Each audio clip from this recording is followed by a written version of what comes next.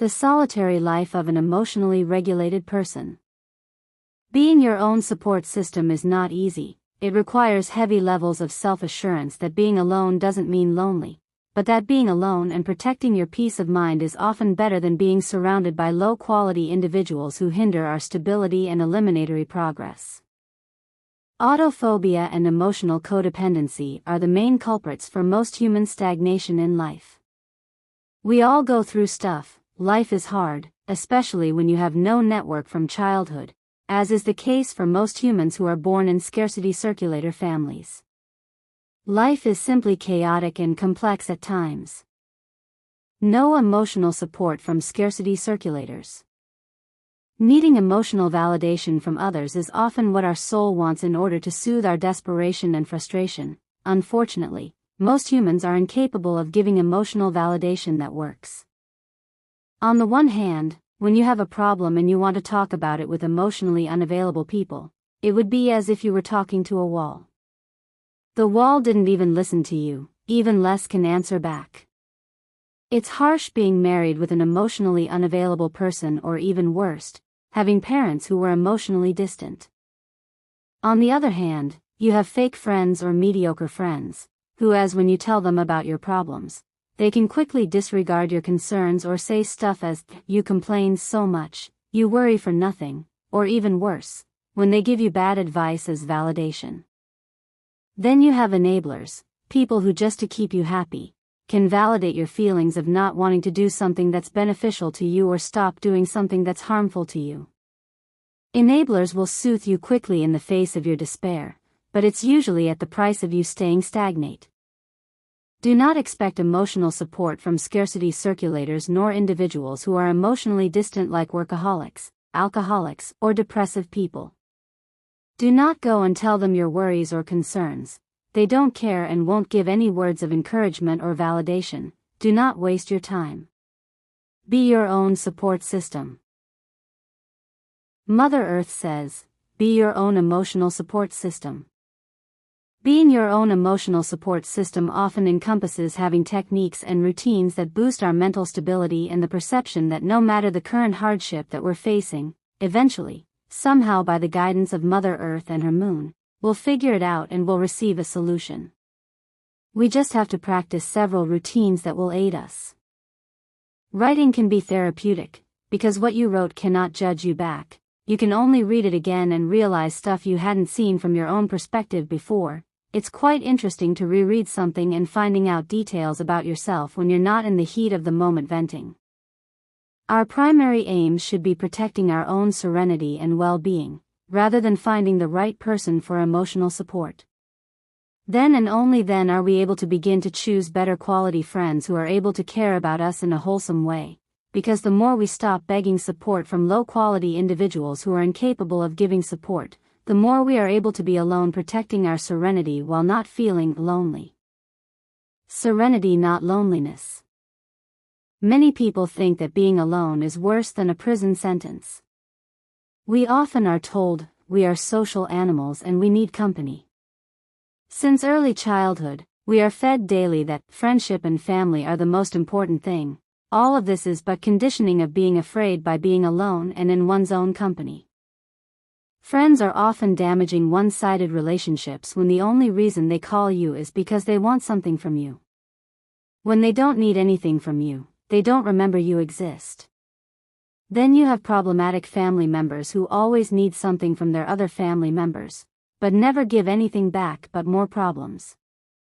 I'll tell you one thing, sometimes it's better to be friendless and distant from your family, if it's necessary for your progress in life. You won't find this in any movie or show, though.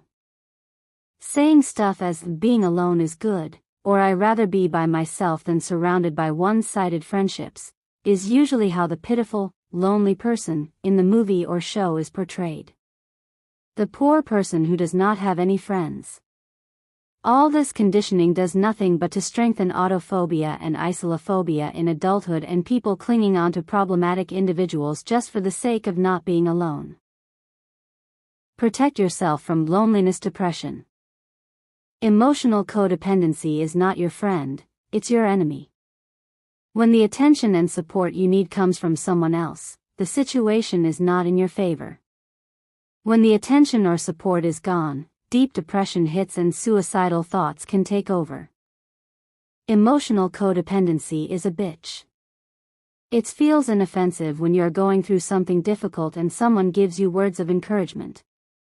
Unfortunately, people won't always be able to be there for you. Either because someone moved away, someone changed, a relationship ended, or simply that person is going through something themselves.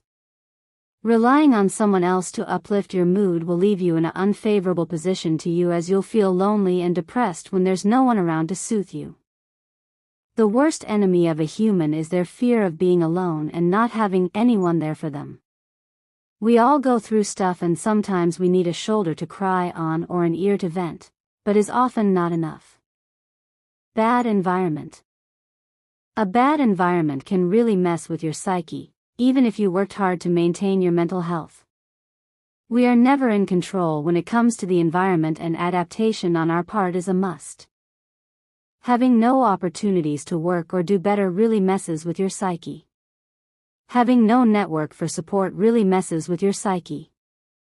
A bad environment is not ideal, but oh so common on this earth.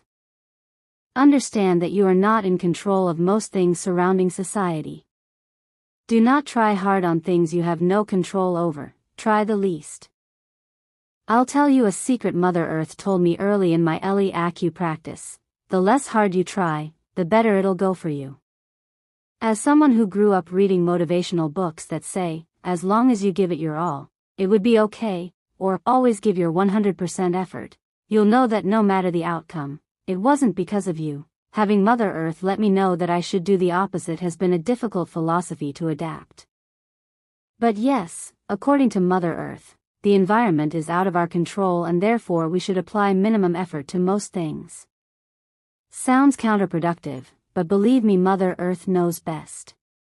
Try the least hard next time things are out of your control and be blessed by the minimum polarities of Earth.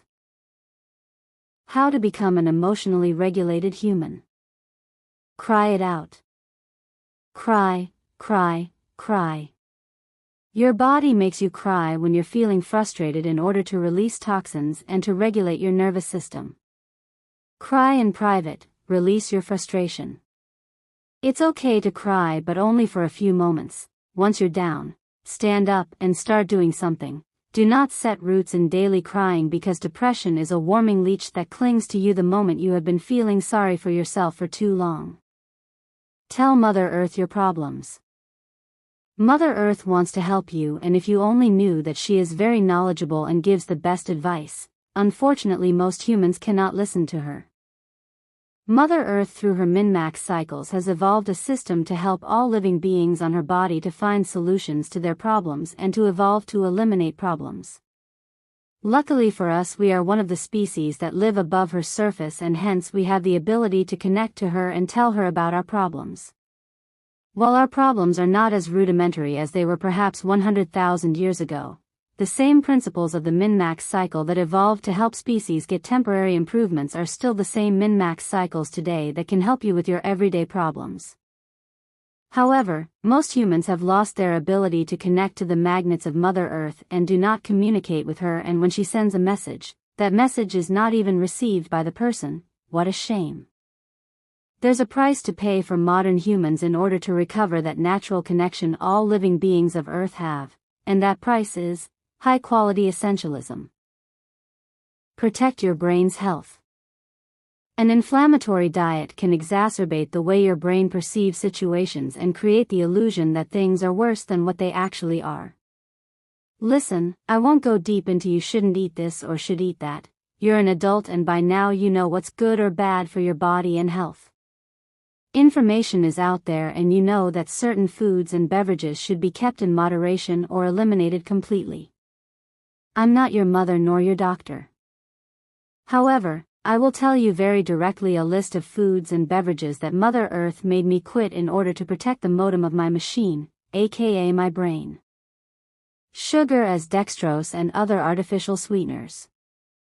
Caffeine. Alcohol.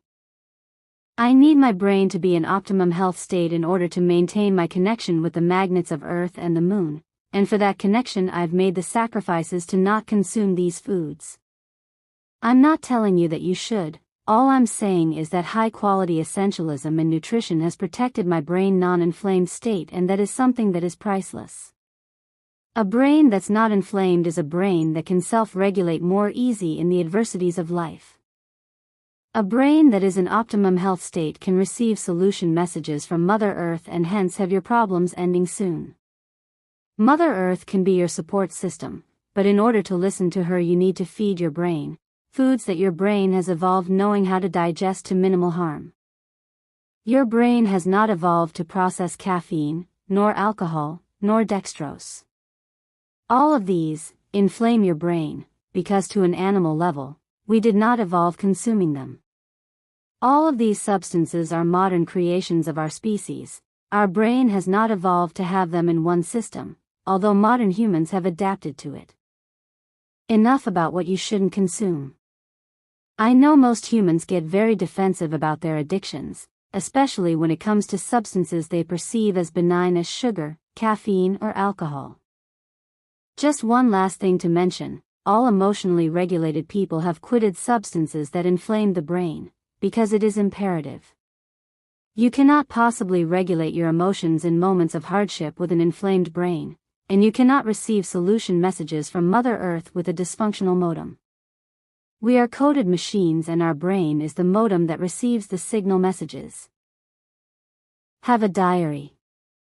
We already went through why talking to most humans about your problems and concerns is a waste of time, especially when those people make very questionable life choices, but a piece of paper or computer can always listen to your venting, even if it's in written form.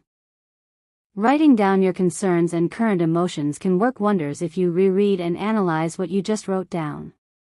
I have come to know myself much better by having a digital diary for years. I've been keeping track of my thoughts since my late teens.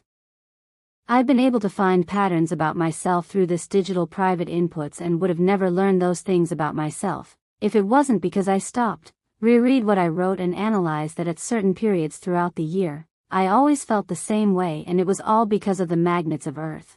But that's a topic for another occasion. Exercise. It is well known that exercising can change your mood, simply because your body relocates blood flow to your muscles and lungs and away from your brain and thoughts. Your body focuses on your muscles and challenge in front of you. Exercising moderately and regularly is a habit of emotionally regulated people, because while you cannot tell the weights your problems, the challenges these tools give you temporarily makes your brain get distracted. Exercising helps with neurogenesis in adulthood. The more neurons working in your brain, the better the reception you can have to perceive and process the constant messages Mother Earth sends through the flow of knowledge. Be your own support system is often the first thought I have the moment I wake up. The flow of knowledge from the magnets is very intense the first few seconds after becoming aware after being asleep. And this morning, this is the message I received.